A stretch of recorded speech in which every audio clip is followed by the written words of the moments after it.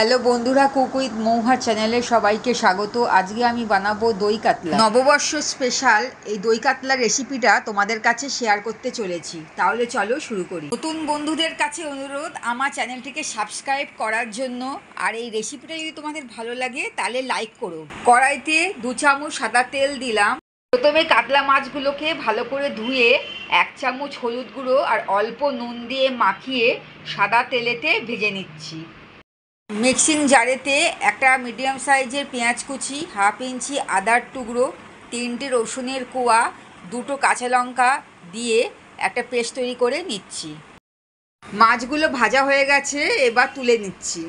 ওই তেলের মধ্যেই একটা মিডিয়াম সাইজের পেঁয়াজ কুচি দিয়ে বেরেস্তা করে নিচ্ছি।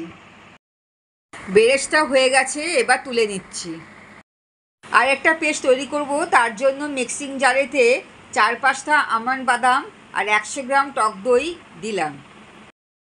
এবার ওই তেলের মধ্যে 1 চামচ সাজিরে, একটা তেজপাতা, একটা শুকনো লঙ্কা, 2টো দারচিনি, 2টো ছোটো এলাচ ফোড়ন দিয়ে 30-40 সেকেন্ড ধরে ফোড়নটাকে নেড়ে নিলাম। এবার পেঁয়াজের পেস্টটা দিয়ে 2 মিনিট কষিয়ে নিচ্ছি। কিছুটা কষিয়ে নিয়েছি। এবার 1 চামচ ধনে গুঁড়ো, 1 চামচ জিরে গুঁড়ো দিয়ে আবারও একটু কষিয়ে নিচ্ছি।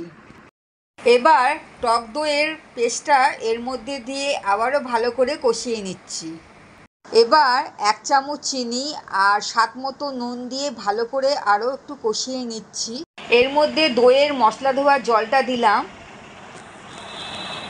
দিয়ে মাছগুলো এই মশলার মধ্যে দিয়ে ভালো করে নেড়ে ওপর থেকে 1 চামচ শাহি গরম মশলা গুঁড়ো ছড়িয়ে দিলাম। আমার রান্নাটা প্রায় হয়ে গেছে। এবার ওপর থেকে বেরেস্তা ছড়িয়ে দিয়ে আমি গ্যাস বন্ধ করে দিলাম।